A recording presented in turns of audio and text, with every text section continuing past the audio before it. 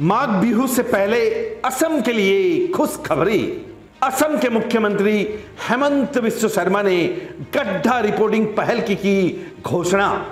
गड्ढों की रिपोर्ट एक विशेष mobile app के माध्यम से कर सकते हैं। नागरिकों को केवल गड्ढे की फोटो लेकर ऐप पर अपलोड करना होगा। ऐसे में आपको बता दें कि सड़क बुनियादी ढांचे को बेहतर बनाने और असम में सुगम यात्रा सुनिश्चित करने के लिए माननीय मुख्यमंत्री डॉक्टर हेमंत बिस्व शर्मा ने माघ बिहू से पहले एक अभिनव पहल की शुरुआत की है। इस नई योजना के तहत नागरिक सड़क मरम्मत में सक्रिय भागीदारी कर सकते हैं और गड्ढों की रिपोर्ट एक विशेष मोबाइल ऐप के माध्यम से कर सकते हैं। मुख्यमंत्री ने बताया कि नागरिकों को केवल गड्ढे की फोटो लेकर ऐप पर अपलोड करना होगा। शिकायत दर्ज होते ही लोक निर्माण विभाग पीडब्ल्यूडी तत्काल कार्रवाई करेगा और रिपोर्ट किए गए गड्ढों की मरम्मत सुनिश्चित करेगा। इस पहल का उद्देश्य सड़क समस्याओं का शीघ्र समाधान करना, सड़क सुरक्षा को बढ़ावा देना और जनता के लिए यात्रा को सुगम बनाना है। असम से कैमरा पर्सन मुन्ना घटवाल के साथ अरुण कुमार सेन की रिपोर्ट। पातिसिलु रास्तार कथा पाति थाकुते मोर मनत एटा नतुन आइडिया आहे।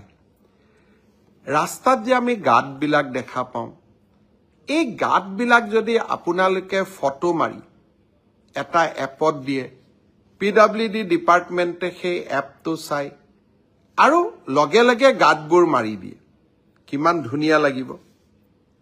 তেনেকুৱা এটা আমি এপ খুলিব পাৰো নেকি?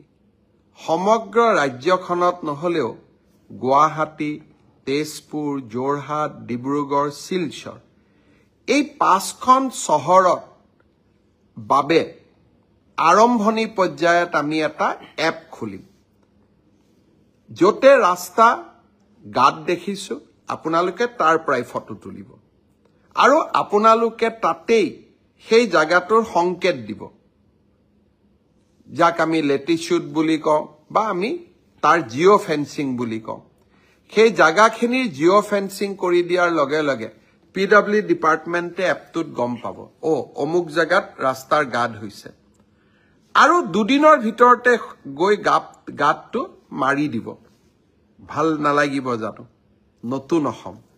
মই আজি ৰাতিপুৱা আমাৰ বিষয়াসকলক কৈছো, লাহে লাহে গোটেই অসমত কৰিম, কিন্তু 5খন চহৰৰ বাবে এটা এপ মুকলি কৰক, যাতে যতেই ৰাস্তাত গাত দেখিব তাতেই ৰাইজে ফটো তুলিব, ৰাইজে লোক নিৰ্মাণ বিভাগক দিব আৰু লগে লগে গাতবোৰ গৈ আমি ধুনীয়াকৈ পদহল বিলাক নোহোৱা কৰি দিম। মই ভাবো যে অহা বছৰ এপ্ৰিল মে মাহৰ মই 2 মাহ তেওঁলোকক সময় দিছো, সুন্দৰ কৰি এপটো বনাই দিয়ক আৰু এদিন আমি সকলোৱে লগ হৈ এই এপটো লঞ্চ কৰিম। শ্ৰদ্ধাৰ অসমবাসী ৰাইজ,